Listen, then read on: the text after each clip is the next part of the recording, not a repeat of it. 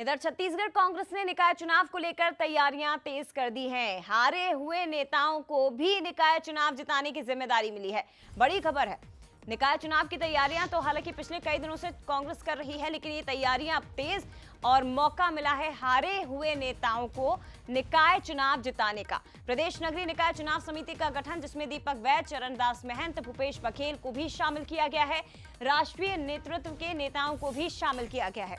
विजय जांगिड़, जारिता लेतलपांग, ऐसे संपत कुमार और कांग्रेस के पूर्व मंत्री और विधायक भी इस समिति में शामिल किए गए हैं। हालांकि विधानसभा लोकसभा हार चुके हैं। अब निकाय चुनाव में कितनी सफलता मिलेगी, ये देखना जरूर दिलचस्प भी होगा और उतना ही महत्वपूर्ण, क्योंकि दो बड़े चुनाव हारने के बाद निकाय चुनाव कांग्रेस के लिए जीतना जरूरी है और एक तरह से संजीवनी देने का काम ये कांग्रेस के लिए कर सकता है। लेकिन हारे हुए नेता कितने हद तक सफल हो पाएंगे, ये समझने की कोशिश हम करते हैं। हमारे साथ इस वक्त संवाददाता अनंत लाइव जुड़ गए। अनंत, बताइए जरा, ये वही नेता हैं जिनके जिम्मे विधानसभा और लोकसभा की जिम्मेदारी भी थी, लेकिन करारी हार का सामना छत्तीसगढ़ में कांग्रेस को करना पड़ा और निकाय चुनाव बहुत जरूरी है कांग्रेस के लिए जीतना, लेकिन मौका फिर से इन्हीं लीडर्स को मिला है।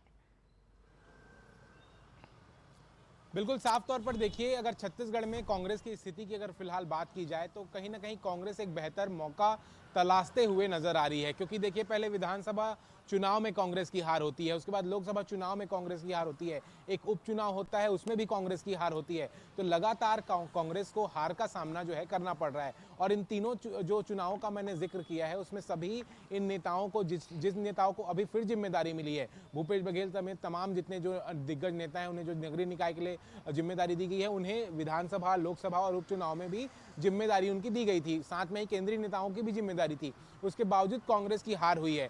लेकिन अब देखना होगा क्या ये जो फैक्टर है नगरीय निकाय चुनाव के लिए काम करते हुआ नजर आता है कि नहीं आता है। क्योंकि हाल ही में एक पूर्व मंत्री कवासी लखमा की भी गिरफ्तारी हुई है। तो क्या उनकी गिरफ्तारी को लेकर भी कुछ कांग्रेस एक बड़ा प्रदर्शन करते नजर आएगी, या जनता के मुद्दों को और भी उठाते नजर आएगी? निकाय चुनाव में कैसे मुद्दे होने चाहिए, कांग्रेस इसको लेकर रणनीति लगातार बनाते नजर आ रही है। क्योंकि दिल्ली में भी प्रदेश प्रभारी के साथ में एक बड़ी बैठक हुई है और उस बैठक में तय किया गया है कि किस तरीके से इस बार चेहरे जो प्रत्याशी होंगे उन्हें किस तरीके से मौका दिया जाएगा, नए चेहरों को मौका दिया जाएगा।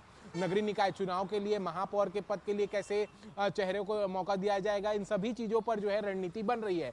लेकिन अब देखना होगा जो प्रदेश के तमाम जितने जो नेता थे, भूपेश बघेल, टी.एस. सिंहदेव, ताम्रध्वज साहू, जितने जो ये मंत्री थे, पूर्व मंत्री, ये क्या करते हुए नजर आते हैं इस नगरीय निकाय चुनाव को लेकर। क्योंकि लगातार भारतीय जनता पार्टी का दावा तो यही है कि नगरीय निकाय चुनाव में इस बार भारतीय जनता पार्टी फिर से काबिज होते हुए नजर आएगी, जैसे बाकी चुनाव में भारतीय जनता पार्टी ने यहाँ पर कांग्रेस को स्वीप किया है। तो अब देखना होगा कि इसकी इतनी बड़ी जिम्मेदारी के बाद क्या एक नया रणनीति बनता है, क्या प्लान बी होता है कांग्रेस का। क्योंकि हर प्लान ए कांग्रेस का कहीं ना कहीं विफल होता हुआ छत्तीसगढ़ में नजर आया है। और किस मुद्दों के साथ नगरीय निकाय चुनाव में जनता के बीच कांग्रेस पहुंचेगी, ये देखने वाली बात होगी। निश्चित तौर पर अनंत, फिलहाल शुक्रिया आपका तमाम जानकारी साझा करने के लिए।